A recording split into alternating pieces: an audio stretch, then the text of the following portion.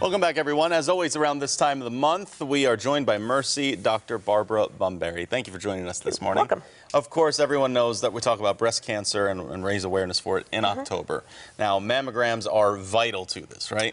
Yeah, the key to treating breast cancer is early detection, and mammograms are the gold standard for providing that early detection. Now, we're talking about 2D versus 3D, and some good news for Missourians when it comes to coverage for that, right? Right. We used to do 3D or 2D mammograms, but now we have what's called 3D mammogram, and it's basically like a CAT scan of the breast, so it can show the tissue in much more detail. Yeah. Especially for women that have dense breast, it allows the mammographers that read the films to see through the breast tissue a little bit more clearly, and we can pick up cancerous lesions, breast cancers, at an earlier stage, which makes a big difference in their treatment. Yeah, very important to be able to do that. And so there's several states that I saw that allow this coverage to happen or require Right, it, Missouri is one of those, yes. So insurance companies are supposed to cover the difference in cost of the 3D mammogram.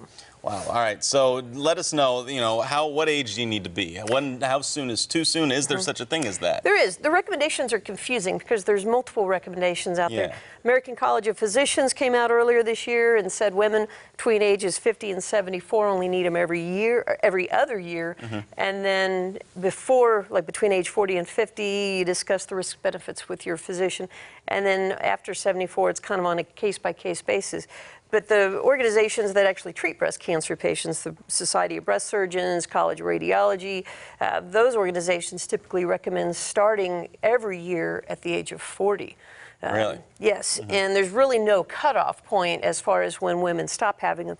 My question to them is, if they ask me how long they need to keep doing, if you have breast cancer, would you still treat it to any degree? And if the answer is yes, they need to keep doing them every year. Is there a need to go to doing 2D, or is 3D where everyone should be going? No, there's really no benefit of the 2D over the 3D. Right? So if the 3D is available, you definitely want to go with the 3D.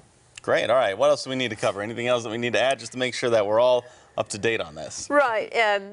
For women that are at higher risk, if they have a strong family history of breast cancer, we can do genetic testing. Right. Some of those women are as high of a risk of 85% of developing breast cancer. Really? And so we can do genetic testing in the office to determine which women are at higher risk. All right. And then as far as prevention, weight loss, exercising regularly, limiting alcohol use, there are medications that we can prescribe to women that are at higher risk. Always important to do that and get checked out. Dr. Barbara Bumberry, thank you for joining us this morning, helping shed a little light on it. Stay with us, everyone. Daybreak in 10 is up when we return.